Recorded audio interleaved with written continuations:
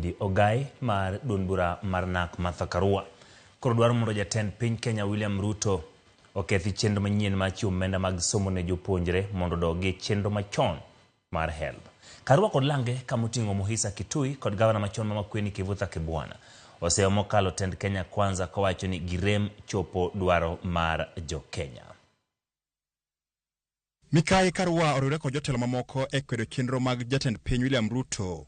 Karua ne oramo ni jatend piny Ruto koro nyaka wuoko kendo owuo chenro mar somb jopuonjre mbalariany ma bende ong'ere kaka new funding model. He therefore must not dismantle the efforts that have been put over the years towards universal access to education in this country.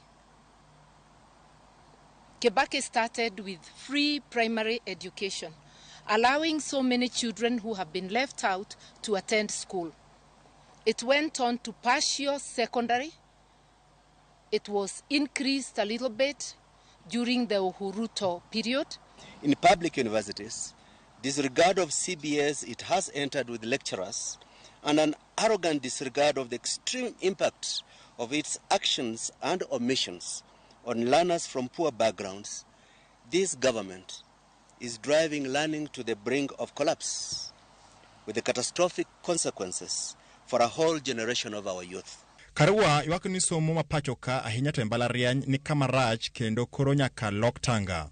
We are saying this country has money to do these things, cut out all the unnecessary spending, fund education as one of the basic needs of the country and of every human being in order to develop their full potential. Jotelogo hum ni nengo mar somo oidho mokalo e thuruka kendo jogo mayuto margi ni piny winjo matek. We should now be aiming to freeing education from kindergarten, that is ECD, to university level. Instead, Ruto and his administration have behaved the way locusts behave when they descend on greenery. They consume everything and leave nothing.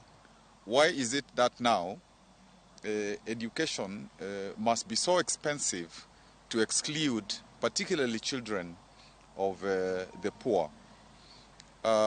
Education is so critical because it shapes a nation.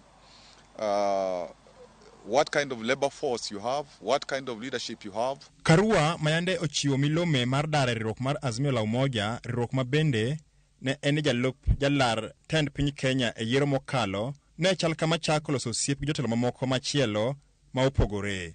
Duto magiwero godo wach achiel.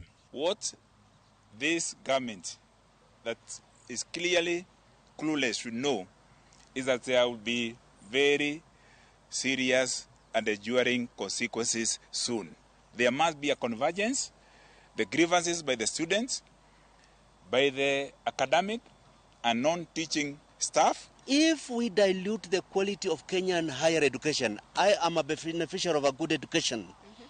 The international recognition of how good Kenyan human resources are is going to be washed down. Ordinarily, if a court suspends something, you go back to the old thing.